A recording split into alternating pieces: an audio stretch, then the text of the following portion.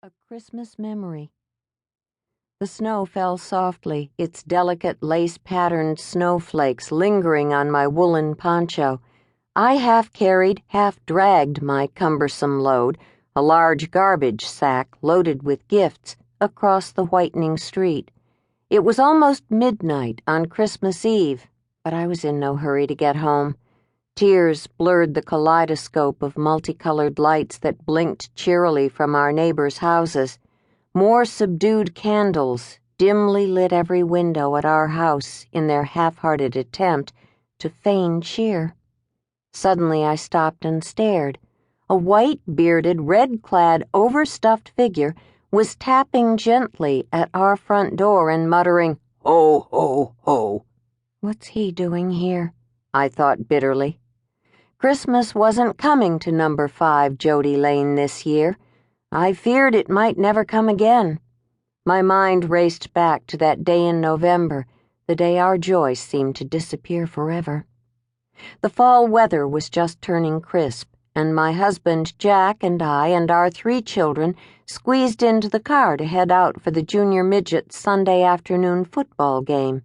Our 2 older children, Tara, 4, and Sean, 18 months, ran up and down the bleachers while I tended the baby, Christopher, who was 3 months old. He was snuggled up warmly in his carriage, napping on his stomach, oblivious to the noise and chill in the air. "I haven't seen your newest edition yet," one of our friends, Tony, called, coming to my side. He smiled and peeked into the buggy. Always eager to show off the baby, I lifted him out, his face turned toward Tony. The smile faded from Tony's face and horror filled his eyes. What was wrong? I turned Christopher to me. His beautiful, perfect little face was a contorted grayish blue. I screamed. Another parent, a New York City policeman, leapt from the bleachers, grabbed Christopher from my arms and began applying CPR before the screams had died from my lips. An ambulance was on standby for the football game, and the policeman ran toward it with our lifeless baby cradled in his arms. Jack ran behind them. By the time they pulled away, I had collapsed, and a second ambulance was called to take me to the hospital. When I arrived minutes later, the policeman who had carried Christopher away opened the door of my ambulance. His name was John, and his brown eyes were kind as he jumped up and sat by me in the ambulance.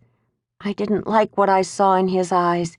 He reached out one of his massive hands that had tried to save my baby, and held mine.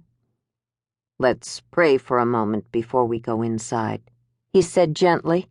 "Is he alive?" I pleaded. I didn't want to pray. Not then, not for a long time afterwards. John led me into the hospital to Jack, and we stood together as we heard the medical explanation. SIDS, Sudden Infant Death Syndrome. Our son was another infant